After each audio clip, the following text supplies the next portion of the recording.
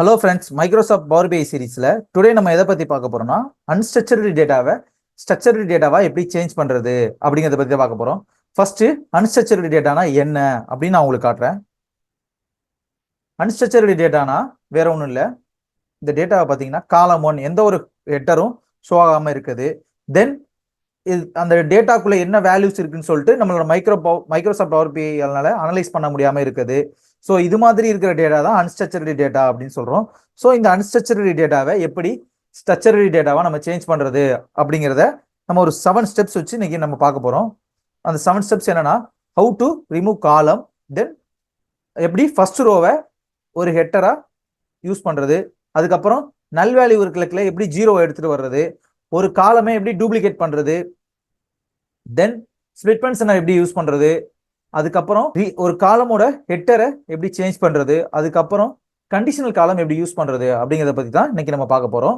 So இந்த 7 ஸ்டெப்ஸையும் வச்சு தான் நம்மளோட அன்ஸ்ட்ரக்சர்டு டேட்டாவை ஸ்ட்ரக்சர்டு டேட்டாவா சேஞ்ச் பண்ண போறோம்.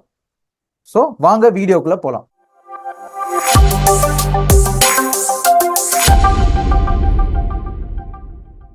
பவர் பிஐ டெஸ்க்டாப்.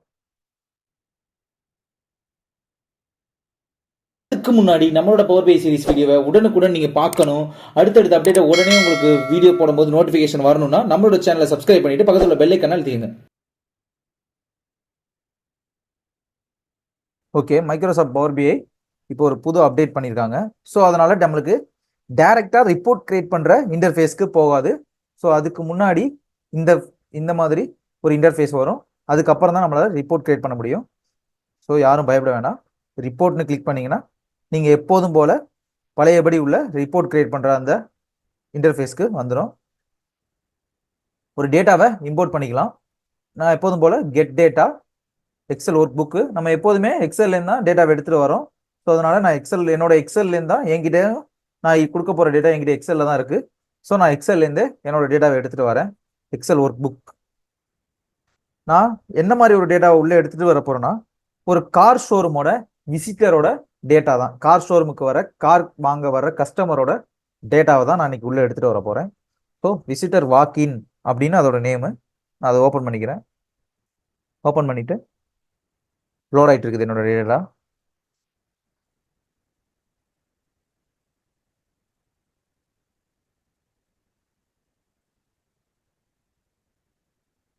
ஓகே, நம்ம எப்போதும் என்ன பண்ணுவோம்னா, இங்கே நம்மளோட எத்தனை சீட்ஸ் வச்சுருக்கோமோ, நம்மளோட டேட்டாவில் கூகுள் எக்ஸலில் எத்தனை சீட்ஸ் வச்சுருக்கோமோ அது எல்லாமே இங்கே ஷோ ஆகும். என்னோட டேட்டாவில் வந்து ஒரே ஒரு சீட் தான் இருக்குது டேட்டான்னு சொல்லிட்டு.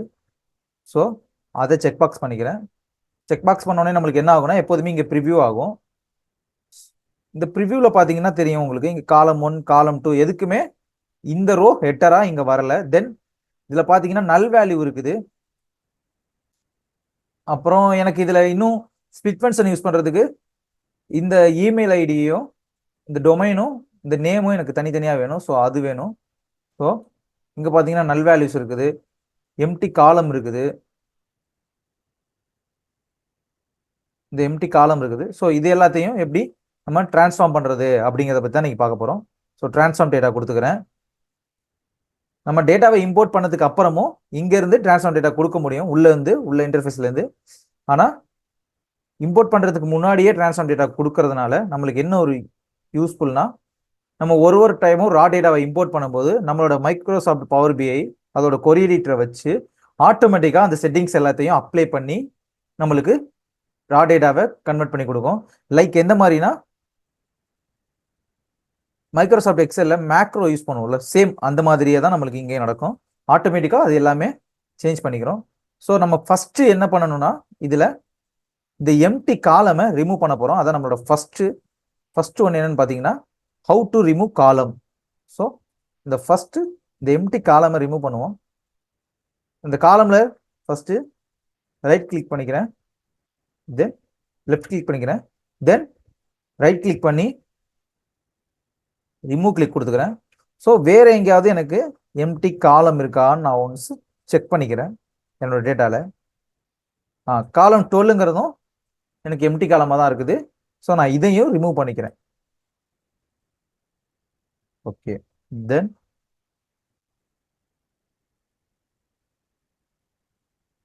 தென் எனக்கு வேற எங்கேயுமே எம்டி காலம் இல்லை. ஓகே, நம்ம கிளிக் பண்ணி ரைட் கிளிக் பண்ணி ரிமூவ் கொடுத்தீங்கன்னா ரிமூவ் ஆயிடும்.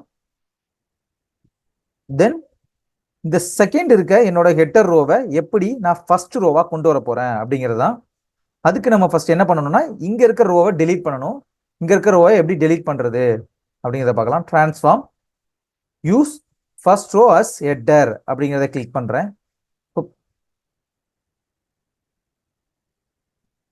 இப்போ பார்த்தீங்கன்னா ஃபர்ஸ்ட் ரோ இதுக்கு முன்னாடி ஹெட்டரா இருந்த ரோ போயிட்டு ஃபர்ஸ்ட் ரோ ஹெட்டரா சேஞ்ச் ஆயிருச்சு. தென் எனக்கு ரெண்டாவது இருக்க ரோ தான் ஹெட்டரா வேணும். ஸோ அதனால மறுபடியும் அதை கிளிக் பண்ணிக்கிறேன். இப்போ பார்த்தீங்கன்னா மேலே இந்த 2 ரோவும் ரிமூவ் ஆயிட்டு என்னோட ரெண்டாவதா இருந்த ரோ இப்போ ஹெட்டரா சேஞ்ச் ஆயிருச்சு. என்னோட டேட்டால ரெண்டாவது ரோ தான் ஹெட்டரா இருக்கு. மோஸ்ட் ஆஃப் த டேட்டால ஃபர்ஸ்ட் ரோ தான் ஹெட்டரா கொண்டு வர மாதிரி இருக்கும். ஃபர்ஸ்ட் ரோவில் மட்டும்தான் எனக்கு என்னோட ரா டேட்டால ரெண்டாவது ரோவில் எப்போதுமே ஹெட்டர் யூஸ் பண்ணியிருக்காங்க. தென் மூணாவது ஸ்டெப்ஸ் என்ன பண்ண போறோம்னா ரீப்ளேஸ் த நல் வேல்யூ. நம்ம ஒரு செட்டிங்ஸும் சேஞ்ச் பண்ண இங்க பாத்தீங்கன்னா அப்ளைடு ஸ்டெப்ஸ்ல இங்க ஒன்று கேப்சர் ஆகிட்டே வந்துட்டு இருக்குது. ஸோ நான் என்னோட டேட்டால எங்க நல் வேல்யூ இருக்குன்னு செக் பண்ணிக்கிறேன்.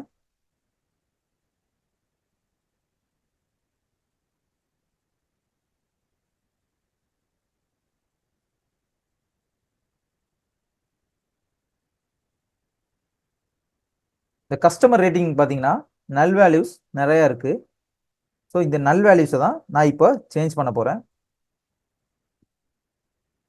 லெஃப்ட் கிளிக் தென் ரைட் கிளிக் அதை சூஸ் பண்ணிட்டு ரீப்ளேஸ் த வேல்யூஸ்.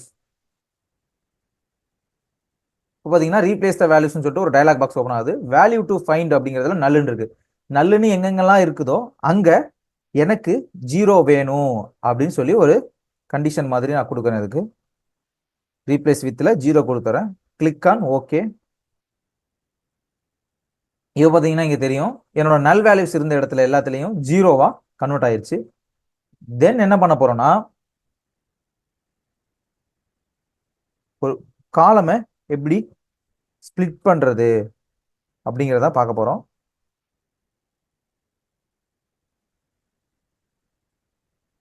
அதுக்கு இந்த இமெயிலுங்கிற காரத்தை ஒரு டூப்ளிகேட் பண்ணிக்கலாம். ரைட் கிளிக் செலக்ட் பண்ணிக்கிறேன். ரைட் கிளிக் டூப்ளிகேட் காலம். பார்த்தீங்கன்னா இமெயில் காப்பி அப்படின்னு சொல்லிட்டு ஒரு காலம் டூப்ளிகேட் ஆயிடுச்சு. ஸோ இதில் எனக்கு இந்த அட்டுக்கு அப்புறம் உள்ள டொமைன் தனியாகவும் அதுக்கு முன்னாடி உள்ள நேம் தனியாகவும் எனக்கு வேணும். ஸோ அதனால நான் அதை ஸ்பிளிட் பண்ணிக்கிறேன். ரைட் கிளிக் ஸ்பிளிட் காலம் பை டெலிமினேட்டர்.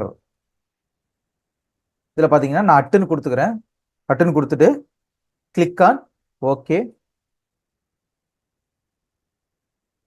இப்போ பார்த்தீங்கன்னா டொமைன் தனியாகவும் நேம் அதுக்குள்ள முன்னாடி உள்ள நேம் தனியாகவும் வந்துருச்சு. ஸோ இந்த காலமோட ஹெட்டரை எப்படி ரீநேம் பண்றது அப்படிங்கிறத பார்க்கலாம். இப்போ ரைட் கிளிக் ரீநேம், இதில் ஃபுல் நேம்னு கொடுத்துக்கலாம்.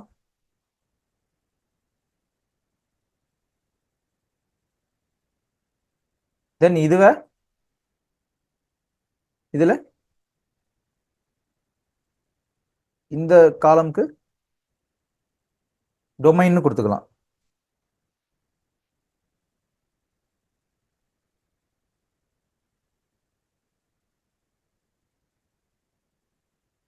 டொமைன் கொடுத்துக்கலாம். தென் கண்டிஷனல் காலம் எப்படி அப்ளை பண்றது அப்படிங்கிறத பார்க்கலாம். எனக்கு என்னன்னா என்னோட டேட்டால கஸ்டமர் கொடுத்துருக்கிற புக்கிங் அமௌண்ட்ல, அதாவது கஸ்டமர் காரை புக் பண்ண அமௌண்ட்ல 30,000 ரூபாய்க்கு மேல உள்ளவங்க எல்லாரையும் ஹையர் புக்கிங் அமௌண்ட்டும், 30,000 ரூபாய்க்கு கீழே இருக்கவங்கள லோவர் புக்கிங் அமௌண்ட்டும் எனக்கு வேணும். ஸோ அதனால செலக்ட் பண்ணிக்கிறேன். செலக்ட் பண்ணிட்டு ஆடு காலம், ஆடு காலம்ல போய் கண்டிஷனல் காலம் அப்படிங்கிறத கிளிக் பண்ணிக்கிறேன். கண்டிஷனல் காலம்ல கஸ்டம் அப்படிங்கிறத கொடுத்துட்றேன். காலம் நேம் வந்து புக்கிங் அமௌண்ட்டு ஈக்குவல்ஸா எனக்கு வந்து 30 இஸ் கிரேட்டர் than, எனக்கு 30,000 ரூபாய்க்கு மேல இருந்துச்சுன்னா எனக்கு ஹையர் புக்கிங் அமௌண்ட்னு வரணும்.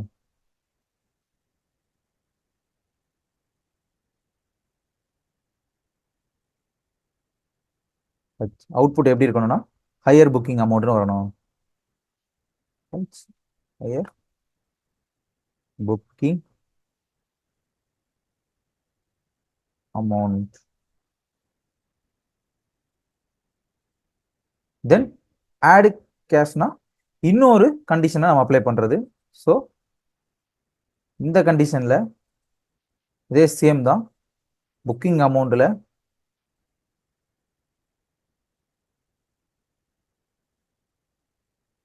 Is less than or equal to 30,000 ரூபாய்க்கு கீழே இல்லை 30,000 ரூபாய் இருந்தா லோவர் புக்கிங் அமௌண்ட்னு வரணும்.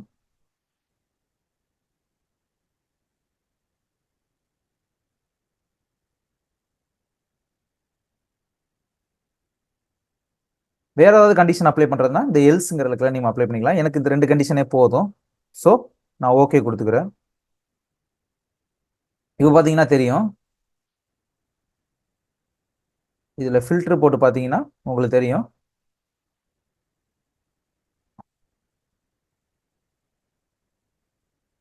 நான் அந்த காலத்தை ஃபர்ஸ்ட் இங்க மூவ் பண்ணிக்கிறேன். எக்ஸல்ல மாதிரியே சேமா இதை நம்மளால ட்ராக் பண்ணி மூவ் பண்ண முடியும். ஸோ நான் மூவ் பண்ணிக்கிறேன்.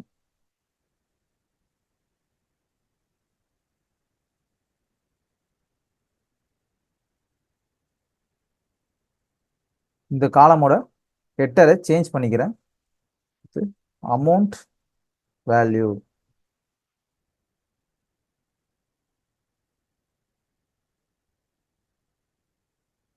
அமௌண்ட் ஹை ஆர் லோன் கொடுத்துக்கிறேன். லோ ஓகே ஓகே கொடுத்துக்கிறேன். இப்போ பார்த்தீங்கன்னா நான் ஒரு ஃபில்டர் போட்டு காட்டுறேன் உங்களுக்கு. இதில் போயிட்டு செலக்டட் எடுத்துட்டு 35,000 கிளிக் பண்ணுறேன். இதில் பார்த்தீங்கன்னா ஹையர் புக்கிங் அமௌண்ட் 30,000. தென் 30,000 கொடுக்குறேன்.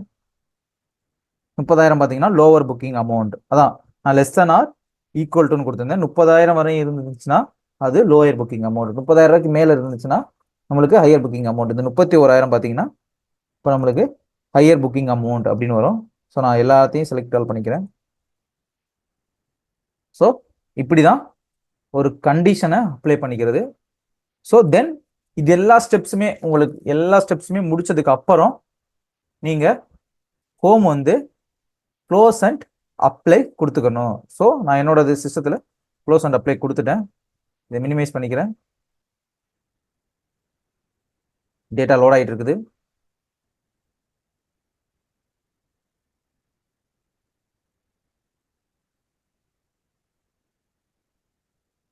டேட்டா லோட் ஆகிட்டு இருக்குது. ஓகே, என்னோட 52 ரோஸும் லோட் ஆயிருச்சு. நீங்கள் பார்த்தீங்கன்னா டேட்டா வந்துருச்சு. இப்போ பார்த்தீங்கன்னா நம்மளோட டேட்டா, அதோட ஹெட்டர்ஸு ப்ளஸ் அதில் என்ன மாதிரியான டேட்டாஸ் எல்லாம் உள்ளே இருக்குது அப்படின்னு சொல்லிட்டு நம்மளோட மைக்ரோசாஃப்ட் பவர் பிஐ அதை அனலைஸ் பண்ணிடுச்சு. நம்மளுக்கு இந்த மாதிரி மைக்ரோசாஃப்டோட பவர் பிஐ கொரி எடிட்டரை வச்சு யூஸ் பண்ணி உள்ளே எடுத்துகிட்டு வர்றதுனால நம்மளுக்கு என்ன அட்வான்ஸ்னா, தென் நெக்ஸ்ட் வாட்டி நம்ம ரா டேட்டாவை இம்போர்ட் பண்ணும்போதே நம்மளுக்கு அந்த செட்டிங்ஸ் எல்லாமே அப்ளை ஆகிடும். தென் இன்னொன்று, விஷுவலைசேஷன் கிரியேட் பண்ணுறதுக்கு நம்மளுக்கு ரொம்ப ஈஸியாகவும் இருக்கும். தென் நம்மளோட விஷுவல்ஸில் எந்த ஒரு எரரும் வராது. நான் உங்ககிட்ட சொன்ன அந்த 2வது ஆப்ஷன், இங்கேருந்து நம்ம டேரெக்டாக ட்ரான்ஸ்ஃபார்ம் டேட்டா கொடுத்து டேட்டாவை ஃபஸ்ட் இம்போர்ட் பண்ணிவிட்டு ட்ரான்ஸ்ஃபார்ம் டேட்டா கொடுத்து இங்கேருந்தும் நம்மளோட பவர் பிஐ கொரி எடிட்டரை வச்சு ஓப்பன் பண்ணி டேட்டாவை சேஞ்ச் பண்ணிக்கலாம். ஸோ நான் இதை க்ளோஸ் பண்ணிக்கிறேன். ஓகே ஃப்ரெண்ட்ஸ், நம்மளோட அன்ஸ்ட்ரக்சர்டு டேட்டாவை எப்படி ஸ்ட்ரக்சர்டு டேட்டாவாக கொண்டு வர்றது அப்படிங்கிறத பற்றி இன்னைக்கு நம்ம இந்த வீடியோவில் பார்த்தோம். நெக்ஸ்ட் வீடியோவில் பவர் பிஐயோட அடுத்தடுத்த ஸ்டெப்ஸை பற்றி நான் போடுறேன். தேங்க்யூ.